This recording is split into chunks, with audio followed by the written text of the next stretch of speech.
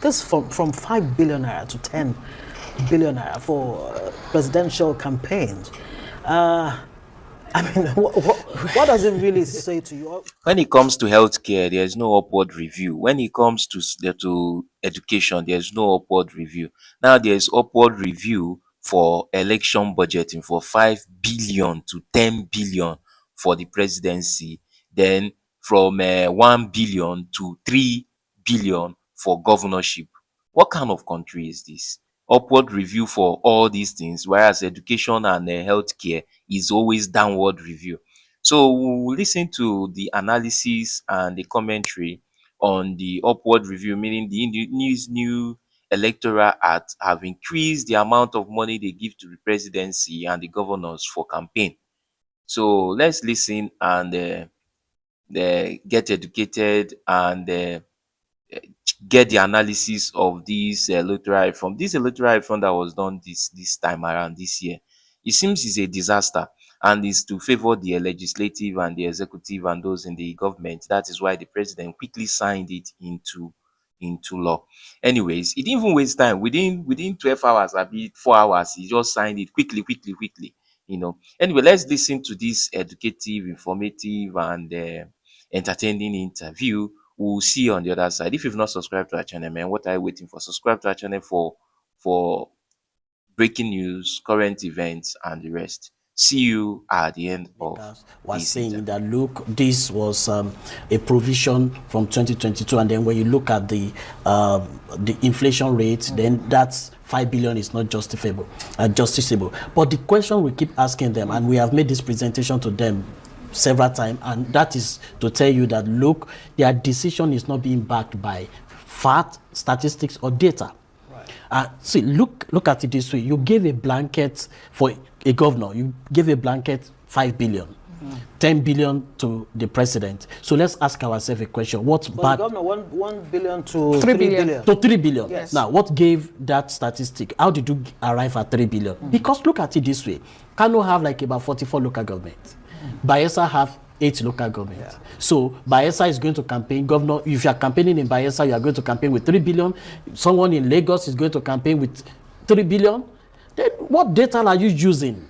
So at the end of the day, you now say the president is going to be 10 billion. Okay, so you when a governor is going to go around like about, for instance, Osun State have 30 local government, you are going to go around 30 local government with 3 billion. So how did you arrive at 10 billion for the president? So it doesn't really make any statistical sense. It doesn't really, it's not backed by law, and it just put something blanket there. And I think one of the things we need to begin to look at is this.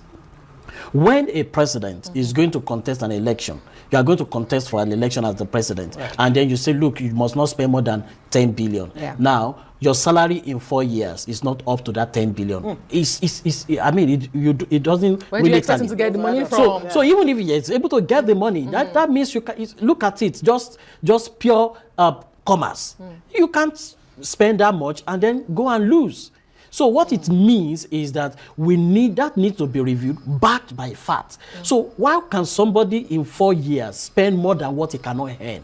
So we are already laying foundation for corruption, and that is what we are looking at. That makes a lot of sense. So it further entrenches money politics rather than current economic realities. But let me ask you, because we've had some political actors in the past who will tell you point blank that the previous figures were not realistic, given what they see on the ground, when you have to campaign, billboards, and all of that. So when you look at that instance, when those actors who have been there tell you that the figures were unrealistic, and sometimes even breached, and nothing happens, do you then think that the National Assembly has gone in the right direction in this upward review?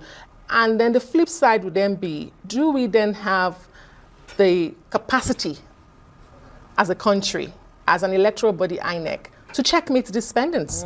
Number one, we have the capacity. Number two, I insist that figure is realistic. There is no need of increasing it, because you are actually looking at one person who is contesting. But in the actual sense, if you go deeper into that law, now you have, as a candidate, you are spending, your party is spending, and then the Electoral Act also give provision for donations. So put everything together, and each of them also have limits. The donation has also increased. Has also by the way. increased to Yeah. maybe like 500 million there. Yes, About. yes, So, from 50 so million you to look at that. 500 So million, yeah. which means how many, and it's not talking about the donation at which the accumulation of all the donations is not. So Individual which means donation. individual. One person And can one person. So give that so much. think about it. Look at the limit of the donation. Then multiply it. Let's just say 50 people donated to you. That limit. So we are not looking at one person, and that's why I say it's not realistic. So because you ask your political party is spending, donations are there, and then the candidate is spending. So, and there is what we also call third party spending. That is totally different from donation. So what it means is that I did not donate money to your campaign, but on my own I have gone to Arise and placed adverts. Right. On my own. You are not calculating that. People volunteer to do a whole lot of things. Because the danger of monetization of this politics is that, look, number one, the best of us is not going to come out, because decisions are going to be made not on the strength of ideas, not on the strength of content and character, but it's going to be based on how fat your pocket is. That is number one. Number two, is going to weaken political party, because what is The happening now? political party is not already weakened. These are the reasons why it's been weakened, because today, how many political parties can actually bring out the list of their member who pays dues? So because what you have done is that, look, when you look at this, you don't see somebody coming to pay rent for the party secretariat, to buy form for people, and then that particular person take over the party and say, look, I have been the one spending on this party. So what it means, and when you go back to 1979, go back to 1983, you see people, political party membership card, people are paying their dues religiously, and that is how they they finance So political how do party. we take back the process and indeed Nigeria's democracy from what we call money bags and over monetization of the process? How do we take it back? So number one, if we take it from the list, number one is that citizen must be part of the process. And that is one thing. So when you look at the issue around delegate system, and I'm happy that has been taken care of. But delegate system means, for instance, if you are contesting as the president, is more or less like the direct primary is more like a mini election. So which means you are going to, people are going to, how many votes people are going to contest in, are going popularity. to vote. How many votes are you going to buy that particular time? So see, one of the things that weaken vote buying is participation. When you look at vote buying, see, when people come, look at Abuja election at 1.6 million registered voters, 1.5 million PVC collected, then you have 15% turnout. That 15% turnout can easily be budgeted for.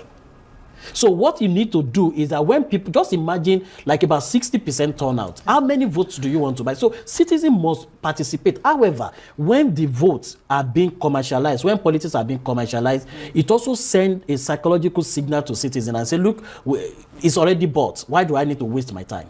So we must do something. And INEC, if you look at the law, both constitutional and the electoral law, INEC is constitutionally mandated to oversee, monitor, track political spending, campaign paper. spending. You know, and what are they doing about it? We said, I wonder what the CBN governor has to say to this, because just weeks ago he was warning ahead about political spending pre-election year and election year, because he says we have too much liquidity in the system, and spending and overspending during the elections will just worsen that. But hey, I would like to hear from Mr. Cardoso what he thinks about these limits.